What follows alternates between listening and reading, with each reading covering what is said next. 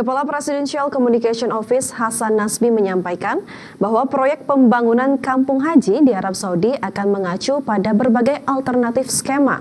Semua alternatif masih dibicarakan.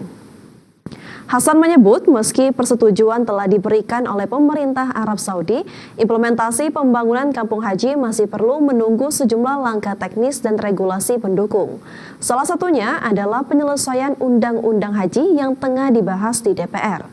Ia menambahkan saat ini pemerintah Indonesia dan Arab Saudi sudah memiliki payung kerjasama dalam bentuk Dewan Tinggi Kerjasama Antar Kedua Negara. Forum tersebut akan menjadi rujukan utama dalam menentukan pelaksanaan proyek secara teknis di lapangan. Kerjasamanya sudah ada Dewan Tertinggi Kerjasama Pemerintah Indonesia dengan Saudi. Yang payung kerjasamanya sudah ada. Mengenai kampung haji sendiri, kita harus juga menunggu beberapa hal. Pertama, ada undang-undang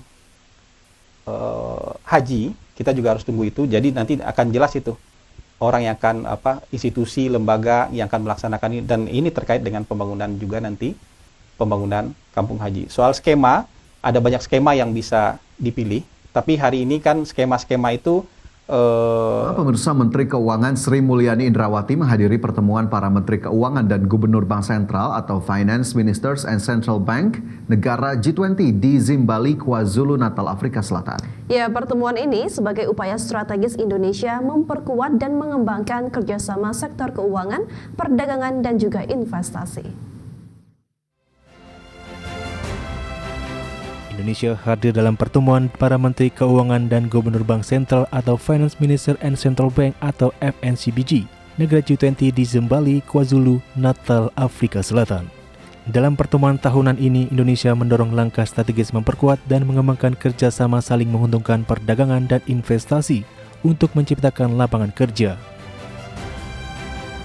Menteri Keuangan Sri Mulyani yang didampingi Gubernur Bank Indonesia Peri Warjio mengatakan, agenda pertemuan FNCBG ini, negara G20 fokus membahas kondisi perekonomian dunia yang diwarnai ketidakpastian tinggi, perang tarif dagang, dan meningkatnya fragmentasi global.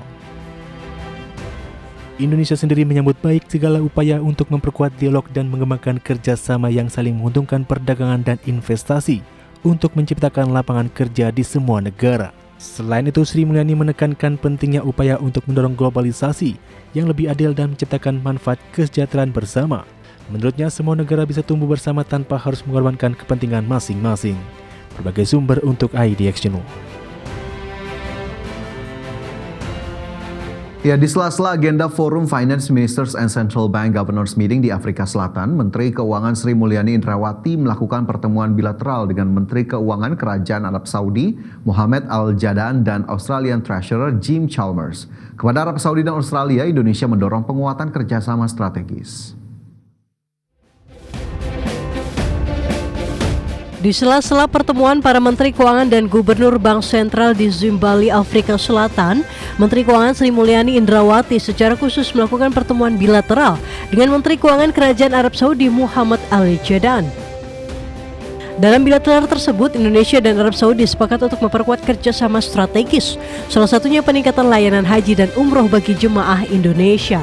Minister Al-Jadaan memandang Indonesia sebagai mitra strategis yang sangat potensial di kawasan Asia Tenggara.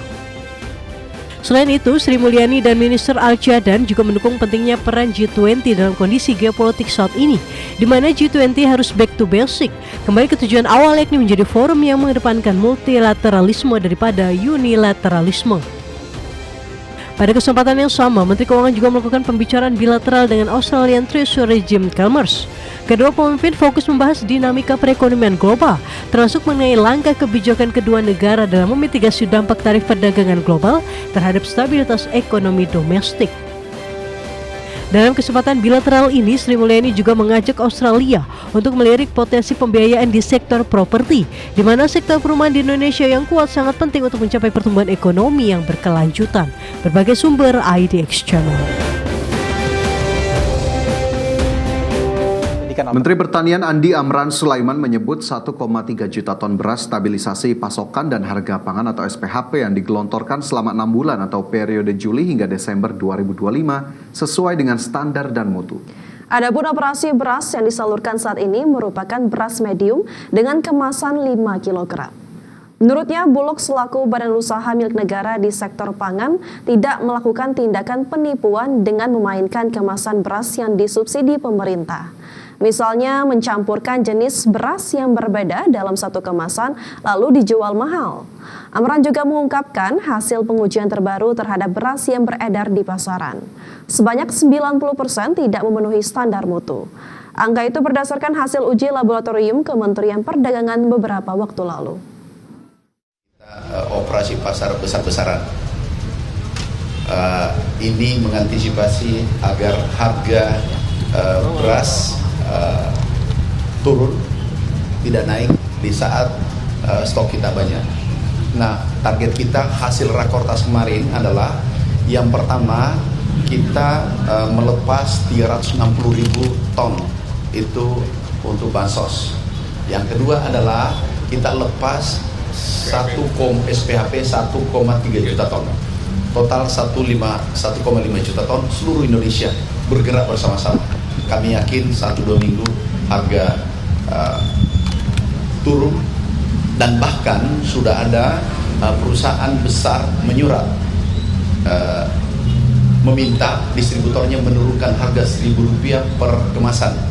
Kami ucapkan terima kasih, tapi kami mohon seluruh Indonesia melakukan hal yang sama agar masyarakat menikmati harga yang baik di saat Ya, tentunya terkait beras oplosan ini ya Fajar ya, pemerintah juga harus bekerja untuk mengembalikan kepercayaan masyarakat ya, walaupun katanya tidak dioplos dan sebagainya. Tentu saja masyarakat pasti merasa trust issue dong setelah kemarin banyak sekali beras yang beredar di masyarakat itu oplosan ternyata. Dan juga satu lagi, pemerintah juga mungkin perlu mengawasi lebih ketat ya distribusi dan juga rantai pasoknya, jangan sampai di atas tidak dioplos aman tapi rantai pasoknya sudah ada permainan lain nih, begitu ya. Oke, jadi memang ini menjadi satu pelajaran yang sangat berharga begitu ya, bagaimana kemudian Kementerian Pertanian juga bisa menjadi pihak yang memainkan peran luar biasa dalam pengungkapan beras oplosan ini. Dan tadi disebutkan kalau Bulog dipastikan tidak ada melakukan pengoplosan beras ataupun penipuan dengan mencampur berasnya. Ini tentunya kita sayangkan dan kita harapkan tidak kembali terjadi, agar kemudian tadi seperti yang disebutkan Vina ya, masyarakat kembali percaya dengan apa yang dibeli, dan para penjual dalam hal ini mungkin produsen ya yang lebih